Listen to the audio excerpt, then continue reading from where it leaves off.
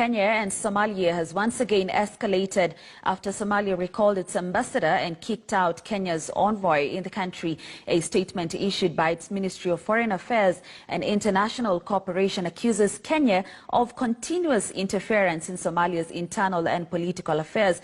But in a quick rejoinder, the Ministry of Foreign Affairs on Monday said it has not received any note, verbal nor other official communication from the Federal Republic of Somalia requesting Kenya's ambassador to Somalia to leave for Kenya, as Duncan Haemba reports on the latest diplomatic row between the two neighbors. It is this 5-paragraph letter fired from Somalia's capital Mogadishu that communicates reasons behind the expulsion of Kenya's envoy to Somalia, Lieutenant General retired Lucas Tumbo, as it recalled its ambassador in Nairobi with immediate effect. In the letter, Somalia says it has noted Kenyan government's attempt to infringe upon the sovereignty, territorial integrity, political independence and unity of Somalia, and expresses its deep regret with Kenya's continuous interferences in its internal and political affairs. A move Mogadishu says has seen the regional president of Jubaland renege on the election agreement that was reached on 17th September in Mogadishu. Somalia says it strongly upholds principles of interdependence and maintaining friendly relations with neighboring countries, but believes Kenyan government actions are not in line with internationally recognized diplomatic relations enjoyed by sovereign states. Kenya, on her part, says it expresses its deep regret over the unfortunate action purportedly taken by the Federal Republic of Somalia, requesting Ambassador Lieutenant General retired Lucas Tumbo to leave and return home for consultations. The action is reportedly based on unsubstantiated allegations, adding that Kenya respects and upholds the cardinal international principles of self-determination, sovereignty, political independence, and territorial integrity of all countries, and in particular, those in Africa. Somalia is preparing for elections by February 2021, in which President Mohamed Farmajo is expected to seek a second term in office. Already Kenya and Somalia have pending maritime dispute case at the International Court of Justice in The Hague, Netherlands. Duncan Haemba, KTN News. Right, and that report by Duncan Haemba forms the basis of our discussion this afternoon on Bottom Line Africa.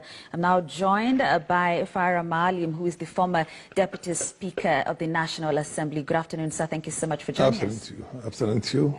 And thank you very much for having me. Great. I'd like us to start with a statement on Facebook by the Somalia Foreign Ministry, if you'll allow me to read it, in part, which said, as a result of the Kenyan government's political interferences in the internal affairs of Somalia, the regional president of Jubaland has reneged on the election agreement that was reached on the 17th September 2020 in Mogadishu. But this statement does not elaborate on what this interference is and actually what the agreement was about. So let's start with you basically talking to us about what this election agreement was about. Well, the election, there was an undertaking before that in this election, or the impending the election, was going to be carried out in a universal suffrage, one man, one vote, instead of using delegates for that. I think at some stage that was resisted very much by the regional presidents, and particularly the one of Puntland and the one of Jubaland. And then at some stage they settled on the other regional presidents, 3 of them, and the central government, or the federal government, settled on a 301 delegate from basically to elect a member of parliament. That again was not taken very well by the 2 regional presidents of Puntland and Jubaland. So there was again a marathon discussions or negotiations between the center represented by the President Farmajo, and the two of them, Ahmed Madobe and Denny. So then they settled on 101 delegates to constituting themselves into an electoral college to then elect or select, for that matter, the members of parliament for the National Assembly there, and of course the Senate, the upper house. It was settled, sealed, basically agreed on, and then of course Ahmed Madobe came here, and also Denny came here, but Ahmed Madobe came here, stayed in here for a while, traveled out of the country, I think to the Emirates, then came back. And then he went back to Kismayu, and within half an hour of his arrival in Kismayu, he had a press conference in which he said that he has again decided not to respect that agreement because the central government security machinery was in parts of Jubaland. Now, that was basically translated by the Somali government as an influence on Kenya. And every time there's an issue between influence by Kenya, every time there are these internal Somali matters, there's a tendency for Ahmed Madobe, because of the role being played by the AMISOM, and the Kenyan contingent in AMISOM, which is taking care of the sector where Ahmed Madobe is, and because also the time when he had when he did carry out his own election, which for all intents and purposes was never respected by all Somalis and seen as a sham democracy, he had the protection of our own security machinery. So because of reneging on these things within minutes of landing in Kismayu from Nairobi, the presumption, and of course this has happened many times in the sense that he's here with us more often than you think is necessary. So they translated it to mean that he is getting his orders and he is being told what to do and how to behave towards the center by the Kenyan government. Mm-hmm. What you have to understand is that there have been a number of times our media houses, articles that were contributed one time by the spouse of the former Minister for Foreign Affairs, Monica Juma, in which it was said all along that it's in the best interest of Kenya for Ahmed Madobe to emerge as the president of Jubaland. Mm-hmm. Which essentially is an internal matter. So they are raft of these things. They are raft of all these positions that were taken by our government in support of Ahmed Madobe, which has now more or less looks like they consider it to be the last straw. That now he has to come here, gets consultation, and then come back and renege on the agreement which he signed. They assume that there's been too much interference in the internal affairs by Kenya. And then, of course, there's the issue of the inviolability of the territorial integrity, in which case, one time, one of the rebels from Somalia mounted an invasion, or rather attacked the territory of Somalia, particularly in a place called Baladhawa, which is next to Mandera, but from our territory. And retreated back to our territory again when they were engaged properly by the security machine on the other side. So, in a sense, it looks like it's to be regretted very much, but there is too much going on. Right, and you actually did mention AMISOM, and we'll be getting to that. But talk to us more about what the implication of this is, the fact that the regional president of Jubaland did renege that agreement. Talk to us more about that. Well, the implication is that the regional president of Jubaland is taking a position vis-a-vis his own center, which is openly and blatantly belligerent. I mean, there's no, this is a common knowledge, everybody knows that. And his relationship with our country is so cozy that we went before many times, including articles written by Professor Kagwanja, including the closeness, his coziness with the system here, our whole security machinery, our government, our Ministry of, is tantamount to having a presumption of somebody who is responding to the interest of a neighbor, and that neighbor is not too friendly. So that basically is what's happening right now. And there's a parallel with with what's happening in Ethiopia.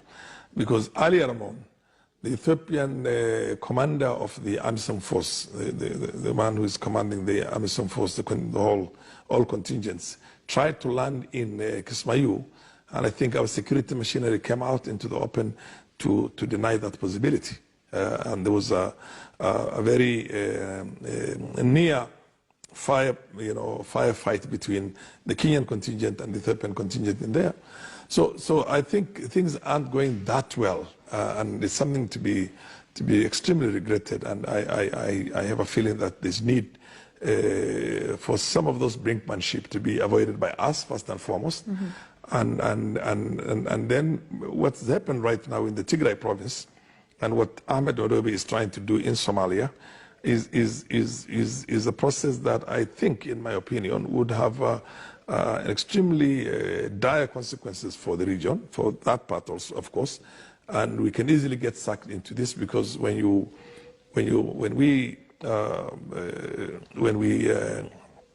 for all intents and purposes are seen to be meddling in the internal affairs of a country to the extent whereby we're using our hardware and everything else to protect or to advance what essentially has a problem with the center in Somalia.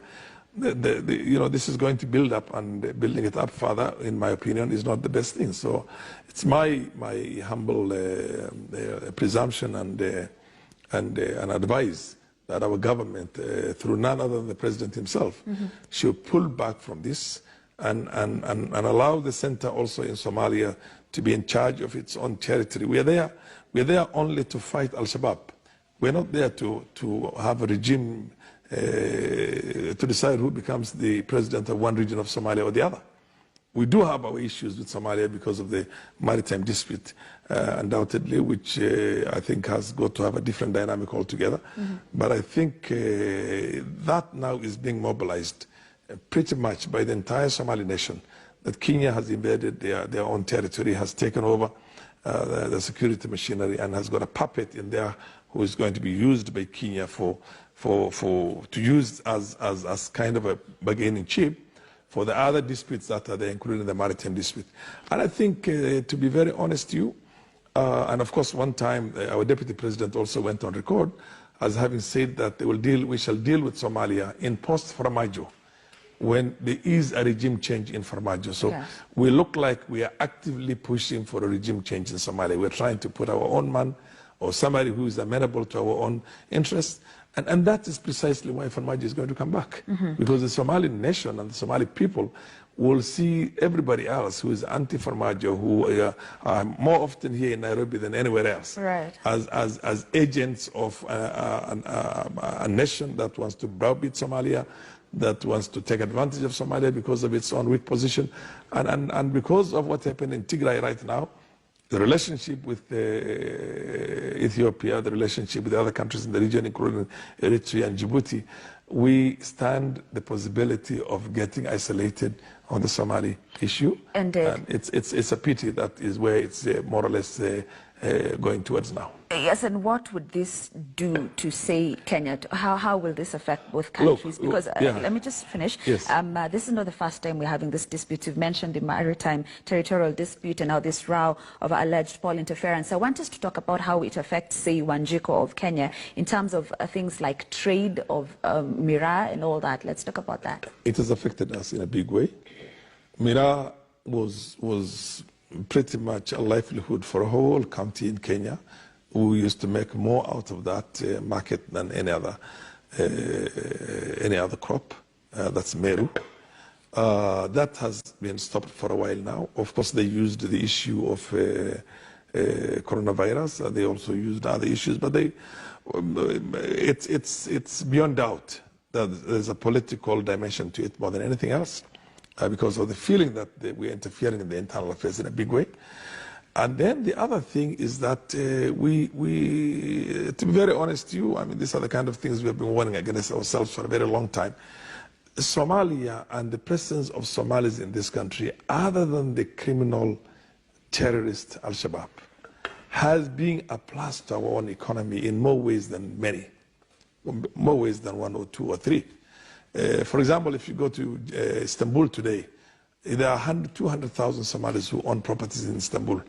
Most of them had Kenya as a favorite, their place of choice to live in here. And there were families that are either from Somalia, well-to-do families from Somalia, who are buying properties here, who are renting properties here, who are taking their children to schools in our country, who are using our health facility, who did not put any pressure in any way on our other services, because these are wealthy people. And every family was spending anything between $4,500 and God knows they are. So we overnight, because of the manner in which we dealt with them, because of having that visa where they have to be held have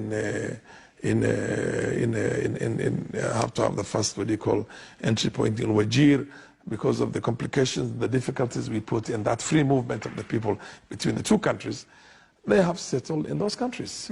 And many of them have gone to Uganda, where they're welcomed on arrival with their Somali passports and given 7 years residence permit. Rwanda, Burundi, anywhere they want to go and settle in the region, in Tanzania.